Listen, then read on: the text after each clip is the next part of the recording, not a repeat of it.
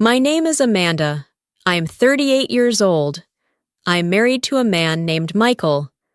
Michael is 42 years old. We have been married for 10 years. Our life was simple, but it was good. We lived in a small apartment in the city. It was not a big place, but it was comfortable. The apartment had a small kitchen, a living room, and one bedroom. From the window, we could see the street and a small park across the road.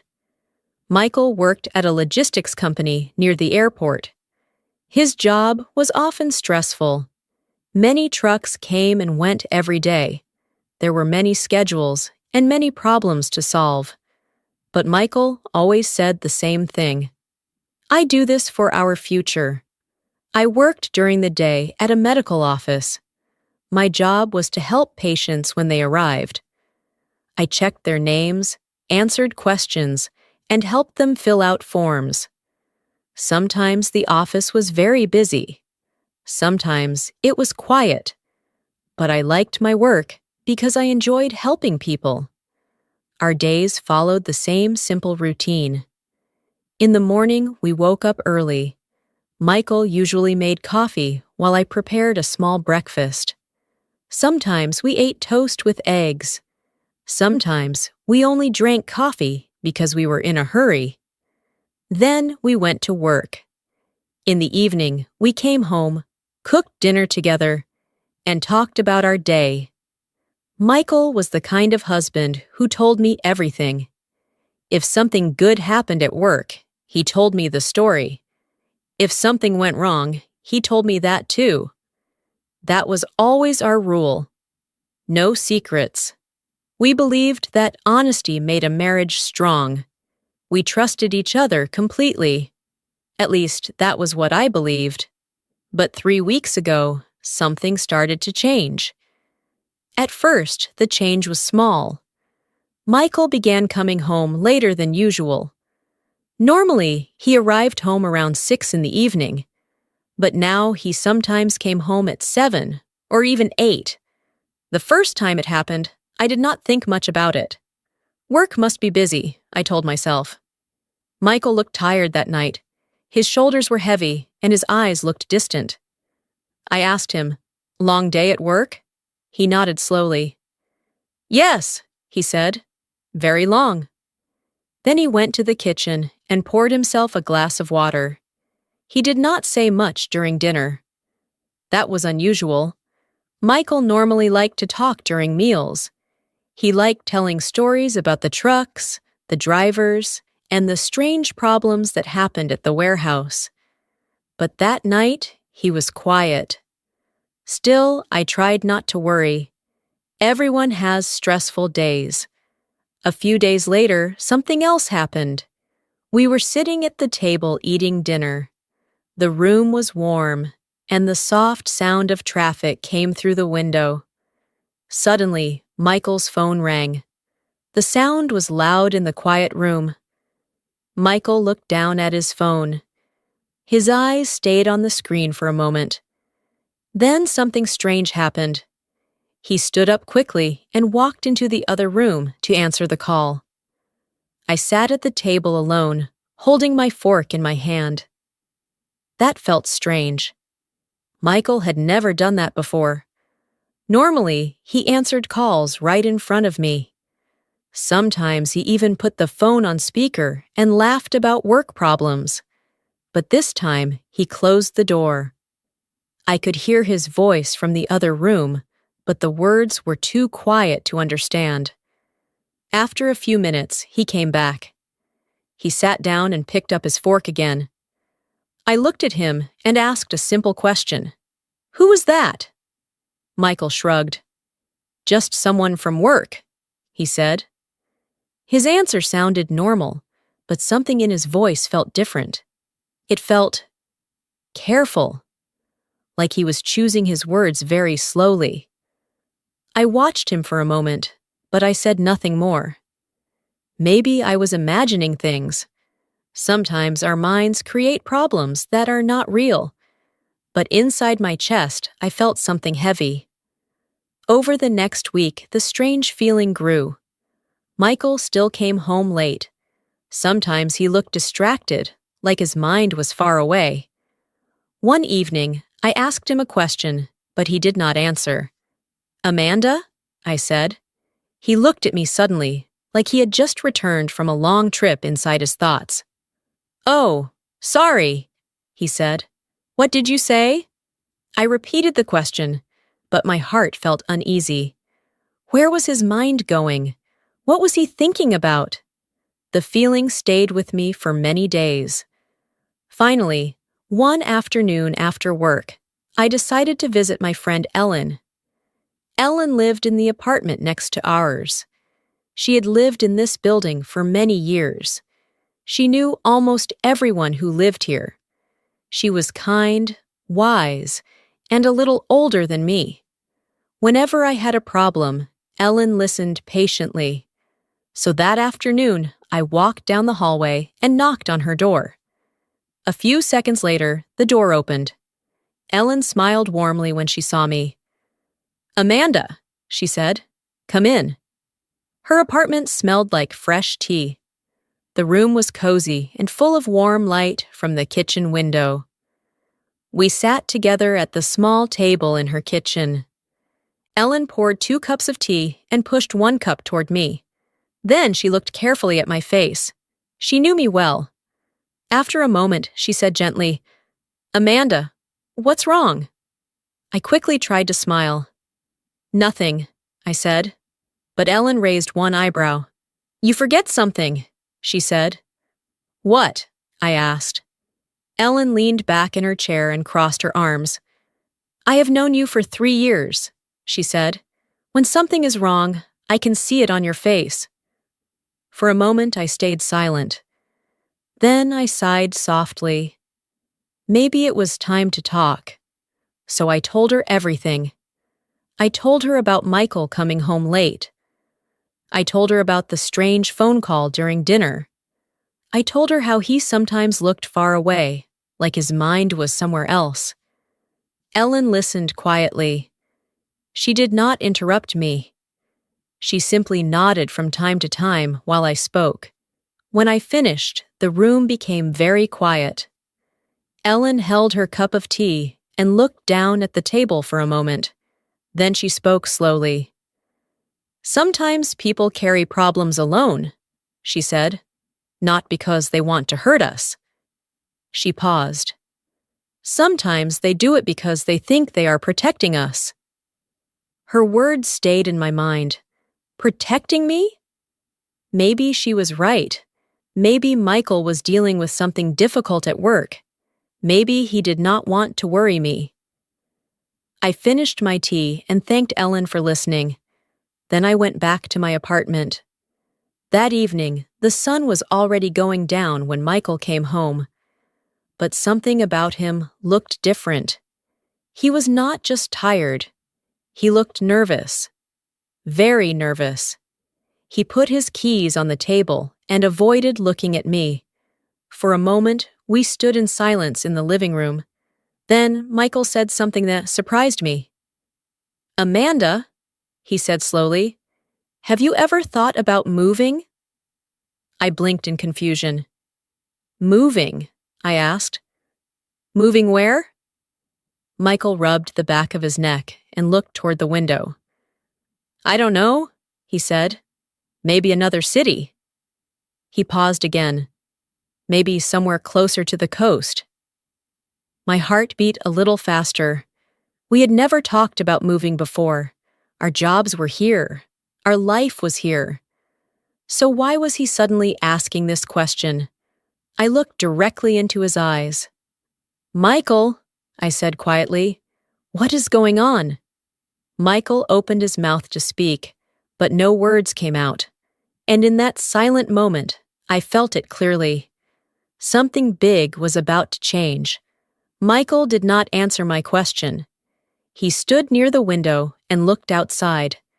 The evening light was fading, and the street below was becoming darker. I waited. Finally, he shook his head slowly. "It's nothing," he said, but his voice did not sound normal. It sounded tense. I looked at him carefully. For 10 years, I had known Michael very well. I could usually understand his feelings just by looking at his face. And right now, his face showed something unusual. Fear. Not the kind of fear people feel when something dangerous happens. It was a quiet fear, a hidden fear. Something was clearly wrong, but Michael did not want to talk about it, so I did not push him.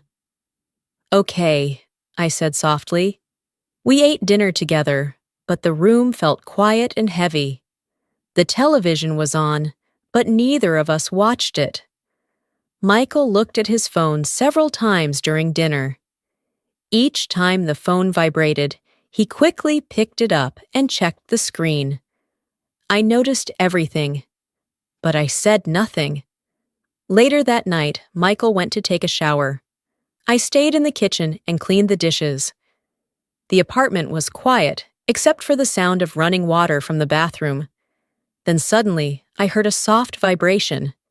Bzzz. I turned my head. Michael's phone was on the kitchen counter. The screen lit up for a moment. I was not planning to look at it. I truly was not. Michael's phone was his private thing. I respected that. But the bright screen caught my eye. And for a brief moment, I saw a message notification. Only a few words were visible, but those words made my heart stop. The message said, "Did you tell her yet?" My chest felt tight. "Tell me what?" I stood there staring at the phone. My mind began to race with questions. Who sent this message? What secret were they talking about? And why had Michael not told me? The sound of the shower stopped. I quickly looked away from the phone. I tried to act normal. A minute later, Michael walked into the kitchen. His hair was still wet, and he wore a clean t-shirt. He smiled slightly. "Everything okay?" he asked. "Yes," I said quickly. But my voice felt strange. My heart was beating faster than usual. Michael picked up his phone and looked at the screen. For a moment, his face changed. The small smile disappeared. Then he locked the phone and put it in his pocket. We walked into the living room and sat on the sofa. The television was still playing, but I could not focus on it. The words from the message repeated again and again in my mind. "Did you tell her yet?" Finally, I could not keep quiet anymore. I turned toward Michael. "Michael," I said slowly. He looked at me. "Yes?" I took a deep breath. "I think it is time you tell me the truth." Michael froze. For a moment, he did not move at all. Then he looked confused. "The truth?" he asked. "About what?" I looked directly at him. "About the message." His eyes widened slightly. "You saw my phone?" he asked. "I saw the notification," I replied. It said, "Did you tell her yet?" The room became very quiet. Michael looked down at his hands. He seemed both worried and a little angry. After a moment, he stood up and walked across the room. Then he sat down again, on the other end of the sofa. Neither of us spoke for several seconds. Finally, I broke the silence. "Michael," I said gently, "are you hiding something from me? You can tell me the truth." Michael rubbed his face with both hands. Then he sighed deeply. "Amanda," he said quietly, "it's not what you think." My eyebrows lifted. "Then explain it," I said. He stayed silent again. The tension in the room grew stronger. Finally, Michael spoke again. "Amanda," he said slowly, "I already made my choice." My heart began to beat very fast. "Your choice?" I asked. "What choice?" Michael looked at the floor. Then he said something that confused me. "Do you remember when my company started having problems last month?" I nodded. "Yes," I said. "You told me something about budget cuts." Michael nodded too. "Yes," he said, "but things became worse." He paused. "Much worse." I felt nervous. "What do you mean?" I asked. Michael took a deep breath. My department is closing, he said. For a moment, I did not understand his words. Closing? I repeated. Michael nodded slowly. Yes, he said. I'm losing my job. The words hit me like cold water. You're serious? I asked. Yes, Michael said quietly. I leaned back against the sofa. My mind tried to understand everything. Michael was losing his job. But another question was still in my mind. The message, I said. The one that said, "Did you tell her yet?" Michael nodded. That was my manager, he explained. He knows I have been trying to tell you. I blinked. Trying to tell me. Michael continued speaking. There is another position in the company, he said, but it is not here. I felt my stomach tighten. Where is it? I asked. Michael looked up at me. In another city. The room suddenly felt very quiet. A different city? I said slowly. Michael nodded again. Yes. He hesitated for a moment. Then he said the words that shocked me the most. I accepted the job. I stared at him. You accepted it? I asked. Michael nodded. Yes, he said softly. I know I should have talked to you first. He looked down again, but I was afraid. Afraid of what? I asked. Afraid that you would say no, he replied. My heart was still racing. So many emotions filled my mind at once. Surprise, confusion, a little anger. Michael continued speaking. Amanda, I did it for us, he said. I did not want us to lose everything. I sat quietly on the sofa. My thoughts were moving quickly. Michael had been carrying this secret for weeks. He had been facing a huge problem alone. And now everything was about to change. Our home, our city, our life. But one important question still remained. I looked at Michael carefully. When do we have to move? I asked. Michael looked up at me with surprise. You're not angry, he asked. I did not answer immediately, because the truth was complicated.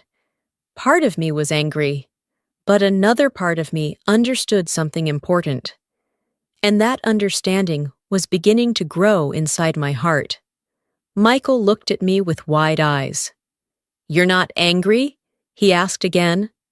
For a moment, I did not answer. My mind was still full of thoughts. Everything had changed so quickly. 3 weeks ago, our life felt simple and calm. Now, I was hearing that Michael had lost his job. We might move to another city. Everything felt uncertain. Part of me felt upset. Michael had made a big decision without asking me first. In our marriage, we always believed in making decisions together. But another part of me saw something else. I saw the worry in his face. I saw the stress he had carried for many days. Maybe even many nights. Michael was not trying to hurt me. He was trying to protect our future. I took a slow breath. Yes, I said finally. I'm a little angry. Michael looked down. I understand, he said quietly. But I also understand something else, I continued. Michael looked up again. What? He asked. I moved a little closer to him on the sofa. You were afraid, I said. Yes, he admitted. You thought you had to solve this problem alone. Michael nodded slowly. I didn't want you to worry, he said. I wanted to fix everything first. I shook my head gently. Michael, that's not how a marriage works. He listened carefully. We are a team, I said. When one person has a problem, both people face it together. Michael stayed silent for a moment. Then he nodded. You're right, he said. I should have told you earlier. The room felt quieter now. The heavy tension between us was slowly disappearing. Michael leaned forward and rested his elbows on his knees. I was really scared, he said. Every day at work, things became worse. People were losing their jobs. Everyone was worried. He paused and rubbed his hands together. When my manager told me my department would close, I felt like the ground disappeared under my feet. I listened carefully. Michael continued. He told me there was another job in the company, but it was in another city. I nodded. That's why you asked me about moving, I said. Yes, Michael replied. I didn't know how to tell you. I didn't know what you would say. He looked at me with nervous eyes. I thought maybe you loved this city too much.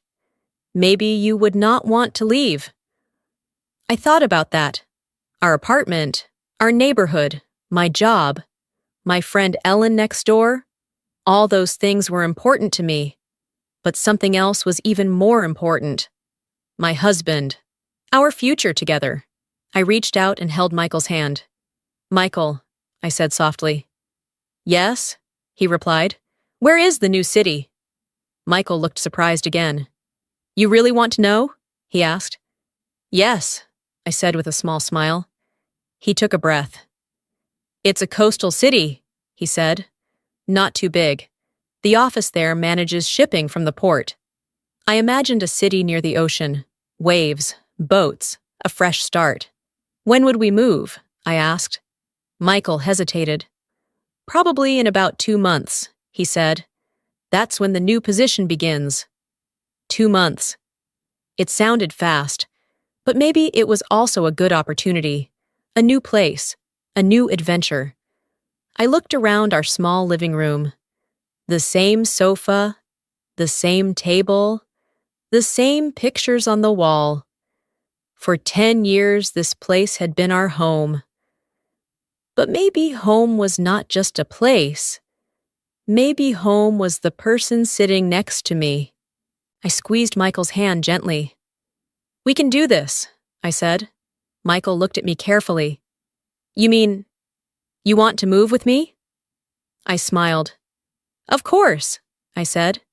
His shoulders relaxed immediately. A look of relief appeared on his face. You have no idea how worried I was, he said. I thought you would be very angry. I was a little angry, I admitted. Michael laughed softly. I deserve that, he said. But next time, I continued, we make big decisions together. Michael nodded quickly. Yes, he said, together. Then he pulled me into a warm hug. For a moment, we stayed like that, sitting quietly in the living room. Outside, the city lights were shining through the window. Our life was about to change.